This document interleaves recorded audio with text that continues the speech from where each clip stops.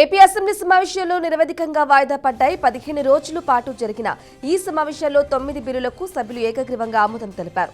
85 గంటల 55 నిమిషాల పాటు వివిధ బిల్లులపై చర్చించారు. రాష్ట్ర బడ్జెట్తో పాటు పలు బిల్లులపై వాడివేడిగా చర్చించారు. సహకార బ్యాంకుల అవకతవకలపై సభా సంఘాన్ని నియమిస్తూ నిర్ణయం తీసుకున్నారు. చివరి రోజు ఏపీ అసెంబ్లీతో పాటు శాసన మండలిలోనూ ఎస్సీ వర్గీకరణ బిల్లును ప్రవేశపెట్టారు. రాష్ట్ర హోంమంత్రి వంగలపూడి అనిత ఈ బిల్లును ప్రవేశపెట్టారు. ఎస్సీ వర్గీకరణ బిల్లుకు అసెంబ్లీలో తెలుగుదేశంతో పాటు జనసేన మద్దతు తెలిపింది. ఎస్సీ వర్గీకరణ ప్రతిపాదనపై సీఎం చంద్రబాబు, డిప్యూటీ సీఎం పవన్తో సహా పలువురు సభ్యులు మాట్లాడారు. అనంతరం ఉభయ సభలను నిరవధికంగా వాయిదా వేస్తూ అసెంబ్లీలో స్పీకర్ అయ్యన్న పాత్రుడు ప్రకటన చేశారు. ఏపీ అసెంబ్లీ బడ్జెట్ సమావేశాలు ముగినున్నాయి. ఈ క్రమంలోనే వైసీపీ సభ్యుల తీరుపై స్పీకర్ అయ్యన్న పాత్రుడు సంచలన వ్యాఖ్యలు చేశారు. వైసీపీ ఎమ్మెల్యేలు సభకు హాజరు కాకుండా దొంగచాటుగా అసెంబ్లీకి వచ్చి సంతకాలు పెట్టి వెళ్లిపోతున్నారని ఆరోపించారు. తనకు తెలియకుండానే అటెండెన్స్ రిజిస్టర్లో సంతకాలు పెట్టి వెళ్లిపోవడం ఏంటని ఆగ్రహం వ్యక్తం చేశారు. సమావేశాలు ప్రారంభమైన నాటి నుంచి ప్రశ్నలు వేస్తున్నారే తప్ప సభకు మాత్రం రావటం లేదని మండిపడ్డారు. ప్రజాస్వామ్యబద్ధంగా ఎన్నికైన సభ్యులు ఇప్పటికైనా సగౌరవంగా సభకు రావాలని స్పీకర్ అయ్యన్న పాత్రుడు సూచించారు. ఎస్సీ వర్గీకరణ చేసిన కూటమి ప్రభుత్వానికి మాజీ మంత్రి డొక్కా మాణిక్య వరప్రసాద్ ధన్యవాదాలు తెలిపారు. గుంటూరు లాడ్జి సెంటర్లో ఉన్న అంబేద్కర్ విగ్రహానికి పూలమాల వేసి నివాళులర్పించారు. అనంతరం సీఎం చంద్రబాబు చిత్రపటానికి పాలాభిషేకం చేశారు. ఎంఆర్పీఎస్ ఆధ్వర్యంలో ఎస్సీ వర్గీకరణ కోసం చేసిన పోరాటానికి ప్రధాని మోదీ, సీఎం చంద్రబాబు ముగింపు పలికారని అన్నారు. మాజీ సీఎం జగన్ ద్వంద్వ వైఖరి అవలంబిస్తూ మాదిగలకు అన్యాయం చేస్తున్నారని మండిపడ్డారు. వర్గీకరణతో మాదిగ సామాజిక వర్గాన్ని పూర్తి స్థాయిలో న్యాయం జరుగుతోందని హర్షం వ్యక్తం చేశారు. రవీంద్ర భారతిలో కొలువుల పండుగ కార్యక్రమం ఘనంగా జరిగింది. పంచాయతీరాజ్ శాఖలో కారుణ్య నియామకాల కింద ఎంపికైన 922 మంది అభ్యర్థులకు సీఎం రేవంత్ రెడ్డి చేతుల మీదుగా నియామక పత్రాలు అందజేశారు. ఈ సందర్భంగా ఆయన మాట్లాడుతూ నిరుద్యోగుల అమరవీరుల ఆకాంక్షల ఫలితమే తెలంగాణ రాష్ట్ర ఏర్పాటు అని సీఎం రేవంత్ రెడ్డి అన్నారు. గత ప్రభుత్వం కేవలం ఉద్యోగ నోటిఫికేషన్లు ఇచ్చి చేతులు దులుపుకున్నారని, నిరుద్యోగులను నట్టేట ముంచారని మండిపడ్డారు. కాంగ్రెస్ ప్రభుత్వం ఏర్పడిన తరువాత ఒక్క ఏడాది పాలనలో 55,000 ఉద్యోగ నియామకాలు చేశామని తెలిపారు. స్వాతంత్ర్యం వచ్చినప్పటి నుంచి ఇప్పటి వరకు ఈ రాష్ట్రంలో మొట్టమొదటిసారిగా 500 పైచిలకు గ్రూప్ 1 ఉద్యోగాలు ఇచ్చింది తామేనని అన్నారు. రేవంత్ రెడ్డి జాక్పాట్లో రాష్ట్రానికి సీఎం అయ్యారని బీఆర్ఎస్ వర్కింగ్ ప్రెసిడెంట్ కేటీఆర్ సంచలన వ్యాఖ్యలు చేశారు. సూర్యాపేటలో బీఆర్ఎస్ సిల్వర్ జూబ్లీ ఉత్సవాల ఏర్పాట్లపై పార్టీ నేతలు, కార్యకర్తలతో సహన సమావేశం నిర్వహించారు. తెలుగు వాళ్లకు ప్రత్యేక గుర్తింపు ఉందని చెప్పిన మహనీయుడు ఎన్టీఆర్ అని కొనియాడారు. తెలంగాణ రాష్ట్రానికి అస్తిత్వం ఉందని చాటి చెప్పిన కేసీఆర్ అని స్పష్టం చేశారు. ప్రత్యేక రాష్ట్రం కోసం ధైర్యంగా పార్టీ పెట్టిన ఒకే ఒక్క నాయకుడు కేసీఆర్ అని కొనియాడారు. శూన్యం నుంచి సునామీ సృష్టించి తెలంగాణ సాధించిన ఘనుడు కేసీఆర్ ఒక్కడినని అన్నారు. కేసీఆరే లేకపోతే ప్రత్యేక రాష్ట్రమే లేదని స్పష్టం చేశారు. విజయవాడలోని ఏ కన్వెన్షన్లో ఎమ్మెల్యే, ఎమ్మెల్సీలకు సాంస్కృతిక కార్యక్రమాలు ఘనంగా నిర్వహించారు. ఈ కార్యక్రమానికి ముఖ్య అతిథులుగా CM Chandrababu, deputy CM Pawan Kalyan, మండలి chairman Moshen Raju, speaker Ayyanna Patrudu, deputy speaker రఘురామకృష్ణంరాజుతో పాటు ఎమ్మెల్యేలు, ఎమ్మెల్సీలు, అధికారులు హాజరయ్యారు. క్రీడలు, సాంస్కృతిక పోటీలో విజేతలకు సీఎం చంద్రబాబు, స్పీకర్ అయ్యన్న పాత్రుడు చేతుల మీదుగా బహుమతులు అందించారు. ఏకపాత్ర అభినయంతో డిప్యూటీ స్పీకర్ రఘురామ, మంత్రి కందుల దుర్గేష్ తమ ప్రతిభను చూపించారు. అలాగే ఎమ్మెల్యేలు, ఎమ్మెల్సీలు కూడా పలు రకాల స్కిట్లు చేసి అందరినీ అలరించారు. ఏపీ అసెంబ్లీ సమావేశంలో వైసీపీ నేత ఎమ్మెల్సీ బొత్స సత్యనారాయణ కూటమి ప్రభుత్వంపై విమర్శలు చేశారు. కూటమి ప్రభుత్వం ఎన్నికల సమయంలో ఇచ్చిన సూపర్ 6 హామీల అమలు ఎక్కడా అని ప్రశ్నించారు. అసెంబ్లీలో ఎస్సీ వర్గీకరణపై చర్చలు జరిగాయి. ఇక దీనిపై వైసీపీ ఎమ్మెల్సీ బొత్స సత్యనారాయణ మాట్లాడుతూ ఎస్సీ వర్గీకరణపై కూటమి ప్రభుత్వానికి చిత్తశుద్ధి లేదని విమర్శించారు. అసలు వర్గీకరణ ఎలా చేశారన్న దానిపై చర్చే జరగలేదని మండిపడ్డారు. బెట్టింగ్ యాప్స్ వ్యవహారంపై ఎక్స్ వేదికగా సీనియర్ నటుడు ప్రకాష్ రాజ్ స్పందించారు. అందరినీ ప్రశ్నించే తాను సమాధానం చెప్పాలి కదా అని ముందుకొచ్చినట్లుగా తెలిపారు. 2016లో ఆ యాడ్ తన దగ్గరకు వచ్చిందని, చేసిన మాట నిజమన్నారు. అది తప్పని కొద్ది నెలల్లోనే తెలుసుకున్నానని చెప్పారు. 2017లో తన అగ్రిమెంట్ పొడిగిస్తారని వాళ్ళు అడిగితే ఆ యాడ్ తెలియక చేశారని చెప్పారు. ఎస్ఎల్బీసీ టన్నెల్లో సహాయక చర్యలు 27వ రోజుకు చేరుకున్నాయి. 7 కార్మికుల కోసం రెస్క్యూ ఆపరేషన్ కొనసాగుతుంది. సొరంగంలో కార్మికుల ఆచూకీ ఇంకా లభ్యం కాలేదు. ధ్వంసం ధ్వంసమైన టీబీఎం యంత్రాల విడి భాగాలను కట్ చేస్తూ ముందుకెళ్తున్న సహాయక బృందాలు ముందుకెళ్తున్నాయి. ఇక సొరంగం చివరి 30 మీటర్లలో ఉన్న రాళ్లను మట్టిని తొలగిస్తుండగా భారీగా నీరు ఊట పెరుగుతోంది. దీంతో సిబ్బంది సహాయక చర్యలు చేపట్టేందుకు భయాందోళన చెందుతున్నారు. కత్తిరించిన 800 టన్నుల టీబీఎం మిషన్ భాగాలను కన్వేయర్ బెల్ట్ ద్వారా రెస్క్యూ బృందాలు బయటకు పంపించారు. తెలంగాణ రాష్ట్ర వ్యాప్తంగా 10వ తరగతి పబ్లిక్ పరీక్షలు నేటి నుంచి ప్రారంభం కానున్నాయి. ఈ పరీక్షలు మార్చి 21న ప్రారంభమై ఏప్రిల్ 4 వరకు కొనసాగనున్నాయి. అన్ని ఏర్పాట్లు పూర్తయ్యాయని అధికారులు వెల్లడించారు. ఇక ఇంటర్మీడియట్ పరీక్షల మాదిరిగానే 10వ తరగతి పరీక్షలకు కూడా 5 నిమిషాల గ్రేస్ టైం ఇస్తామని విద్యాశాఖ ప్రకటించింది. ఉదయం 9:30 పరీక్ష ప్రారంభమవుతూ ఉండగా ఉదయం 9:35 వరకు ఆలస్యంగా వచ్చే విద్యార్థులకు అనుమతి ఉంటుందని, అయితే 9:35 తర్వాత వచ్చే వారికి అనుమతి ఉండదని ప్రభుత్వ పరీక్షల విభాగం డైరెక్టర్ కృష్ణారావు తెలిపారు. గన్నవరం మాజీ ఎమ్మెల్యే వైసీపీ నేత వల్లభనేని వంశీ బెయిల్పై తీర్పు నేడు విచారణ జరగనుంది. ఇక సత్యవర్ధన్ కిడ్నాప్ కేసులో బెయిల్ ఇవ్వాలని వంశీ పిటిషన్ దాఖలు చేయగా విచారణ జరిపిన న్యాయస్థానం తీర్పు నేడు తుది తీర్పు వెలువడించింది. ఇక మరోవైపు గన్నవరం టీడీపీ ఆఫీస్పై దాడి కేసులో వల్లభనేని వంశీని ప్రశ్నించేందుకు 5 రోజుల పాటు తమ కస్టడీకి ఇవ్వాలని సిఐడి అధికారులు కోర్టులో పిటిషన్ దాఖలు చేశారు. ఈ పిటిషన్పై విచారణ చేపట్టిన విజయవాడ సిఐడి న్యాయస్థానం 3 రోజుల పాటు పోలీస్ కస్టడీలో విచారణ చేసేందుకు పర్మిషన్ ఇచ్చింది. కాగా ఈ కేసులో A71గా ఉన్న వంశీ ఇప్పటికే రిమాండ్లో ఉన్నారు. మోదీ ప్రభుత్వం త్రిభాషా సూత్రాన్ని బలవంతంగా రుద్దాలని చూస్తుందని సిపిఐ రాష్ట్ర కార్యదర్శి రామకృష్ణ ఆరోపించారు. ఇదే విషయంపై AP deputy CM Pawan Kalyan మాటలు అర్థరహితంగా ఉన్నాయని ఆయన మండిపడ్డారు. ఏమన్నా అంటే హిందీ డబ్బులు మనకు అవసరం లేదా అంటాడు. ఇంతకీ హిందీ వాళ్ళు డబ్బులు మనకెక్కడ ఇచ్చారని పవన్ ప్రశ్నించారు. కేంద్ర ఖజానాకు మనం రూపాయి ఇస్తే అందులో మనకు 49 పైసలే వస్తుందని ఆయన తెలియజేశారు. పవన్ కొన్న బుక్కులు పక్కన పెట్టకుండా చదువుకో, అప్పుడప్పుడు లెక్కలు తెలుస్తాయని ఎద్దేవా చేశారు.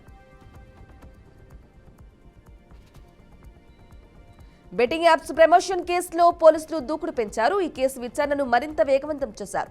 ఇక ఇప్పటికే యూట్యూబర్స్, సినీ ప్రముఖులపై కేసులు నమోదు చేసిన పోలీసులు నోటీసులు ఇచ్చారు. ఈ క్రమంలో ఇప్పటికే పలువురిని విచారించిన పోలీసులు తాజాగా గురువారం యాంకర్ విష్ణుప్రియను విచారించారు. విష్ణుప్రియ తన అడ్వకేట్తో కలిసి పంచకుట్ట పోలీసుల ఎదుట విచారణకు హాజరైంది. సుమారు 4 గంటల పాటు విష్ణుప్రియను పోలీసులు విచారించారు. విచారణ సందర్భంగా విష్ణుప్రియ సంచలన విషయాలను వెల్లడించింది. తాను మొత్తం 15 బెట్టింగ్స్ యాప్స్ లో భారీగా డబ్బులు తీసుకుని ప్రమోషన్ చేసినట్లుగా అంగీకరించినట్లు సమాచారం. అయితే ఒక్కో వీడియోకు బెట్టింగ్ యాప్ నిర్వాహకులు తనకు 90,000 ఇచ్చినట్లుగా పోలీసు విచారణలో వెల్లడించినట్లు తెలుస్తోంది. అన్నమయ్య జిల్లా నందలూరులోని ఓ ఆర్టీసీ బస్సులో యువకులు వీరంగం సృష్టించారు. బస్ టికెట్ చిల్లర గొడవతో ఆర్టీసీ కండక్టర్ను యువకులు చితకబాదారు. కండక్టర్ను 500 రూపాయల నోటు ఇచ్చి నందలూరుకు 2 టికెట్లు తీసుకున్నారు. బస్సు దిగేటప్పుడు చిల్లర ఇస్తానన్న కండక్టర్ చెప్పడానికి తీరా బస్సు దిగేటప్పుడు డబ్బులు అడిగితే కండక్టర్ దురుసుగా ప్రవర్తించారని యువకులు ఆరోపిస్తున్నారు. అంతటితో ఆగకుండా బంధువులకు ఫోన్ చేసి నందలూరులో బస్సు ఆపి కండక్టర్ను చితకబాదారని తోటి ప్రయాణికులు చెబుతున్నారు. తాము అడ్డుపడినా యువకులు వినలేదని మండిపడ్డారు.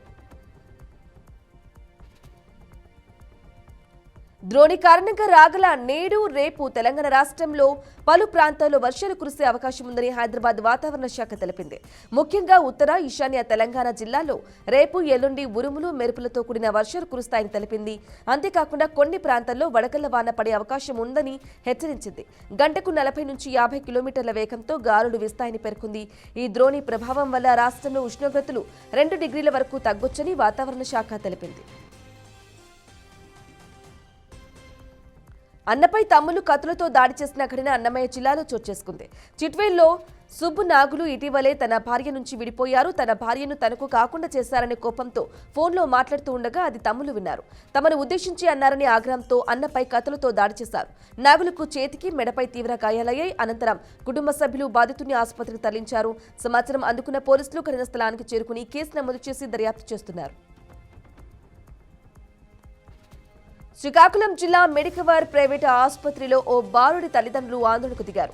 అనారోగ్యంతో బాధపడుతున్న తమ కుమారుని గత 3 రోజుల క్రితం ఆసుపత్రి సిబ్బంది జాయిన్ చేసుకున్నట్లు తెలిపారు. 3 రోజుల ట్రీట్మెంట్ ఇస్తామంటూ నమ్మబలికి ఇప్పుడు మా అబ్బాయిని చంపేశారంటూ కుటుంబ సభ్యులు ఆవేదన వ్యక్తం చేశారు. హెల్త్ కార్డులో డబ్బులు ఉన్నంత వరకు డ్రా చేసుకుని చివరగా తమ కుమారుడి మృతదేహాన్ని అప్పగించారని బోరున విలపించారు.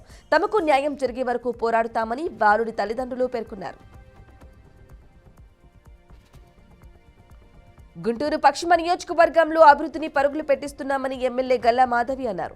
నవభారత్ నగర్ 1వ లైన్లో ఆమె డ్రైనేజీ సీసీ రోడ్లకు శంకుస్థాపన చేశారు. 49 లక్షలతో డ్రైనేజీ పనులు, 50 లక్షలతో త్వరలో సీసీ రోడ్ల నిర్మాణం చేపడుతున్నట్లు చెప్పారు. ఏప్రిల్ 1వ తేదీ నుండి నగరంలో ప్లాస్టిక్ బ్యాన్ చేసేందుకు యుద్ధం ప్రకటించినట్లు వెల్లడించారు. ఉగాది నుండి ఫుడ్ కోర్టులను ఏర్పాటు చేస్తున్నామని తెలిపారు. నగరంలో ఉన్న ఖాళీ స్థలాలపై ఒక నిర్ణయం తీసుకుంటామని చెప్పారు. అసెంబ్లీలో కల్తీపై, విద్య, వైద్యం, స్తంభాలపై వేలాడుతోన్న కేబుల్ వైర్స్, యూజీడీ పలు అంశాలపై మాట్లాడినట్లు తెలిపారు. ఈ కార్యక్రమంలో 42 డివిజన్ కార్పొరేటర్ వేములపల్లి శివప్రసాద్ తదితరులు పాల్గొన్నారు. గజ్వేల్ ఎమ్మెల్యే మాజీ ముఖ్యమంత్రి కేసీఆర్ అసెంబ్లీకి వెళ్లాలి అని కోరుతూ సిద్దిపేట జిల్లా ప్రజలు కాంగ్రెస్ నేతలతో కలిసి పాదయాత్ర చేపట్టారు. అసెంబ్లీలో తమ సమస్యల పరిష్కారం కోసం మాట్లాడాలని వారు డిమాండ్ చేశారు. గజ్వేల్ కు ఎమ్మెల్యే ఉన్నాడా లేడా అని తెలియడం లేదని ఎస్ఎస్యూఐ నాయకురాలు ఆంక్షరెడ్డి అన్నారు. కేసీఆర్ ఎమ్మెల్యే అని గుర్తు చేయడానికి పాదయాత్ర వెళ్తున్నామన్నారు. తెలంగాణ వ్యాప్తంగా ఆధ్యాత్మిక వేషధారణలో అమాయక ప్రజలను మోసం చేస్తున్న ఒక దొంగ బాబా అరెస్ట్ అయ్యాడు. మెదక్ జిల్లాలో పట్టుబడ్డ ఈ నిందితుడు బాపుస్వామిగా పరిచయం చేసుకుంటూ మహిళలను టార్గెట్ చేసి లైంగిక దాడులకు పాల్పడుతున్నాడు. నిందితుడు తనను మహాత్మునిగా చిత్రీకరించుకుంటూ కుటుంబంలో ఎవరైనా అనారోగ్యంతో బాధపడుతుంటే తాను శక్తివంతమైన పూజలు చేసి నయం చేస్తానని నమ్మిస్తాడని పోలీసులు తెలిపారు. తనను విశ్వసించిన మహిళలకు ప్రత్యేక పూజల పేరుతో మత్తుమందు ఇచ్చి స్పృహ కోల్పోయిన తర్వాత లైంగిక దాడులకు పాల్పడుతున్నట్లు వారు తెలిపారు.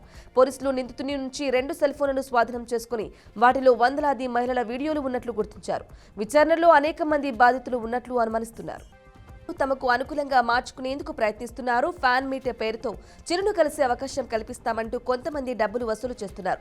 దీనిపై చిరు ఎక్స్ లో స్పందించారు. ఫ్యాన్ మీటింగ్ పేరుతో ఇలా డబ్బులు వసూలు చేయడాన్ని తాను ఏమాత్రం ఒప్పుకోరన్నారు. డబ్బులు వసూలు చేసిన వారు వారి డబ్బులు వెనక్కి ఇచ్చేయాలని సూచించారు. తనని కలవడానికి ఎవరికి డబ్బులు చెల్లించనక్కర్లేదని చిరంజీవి స్పష్టం చేశారు.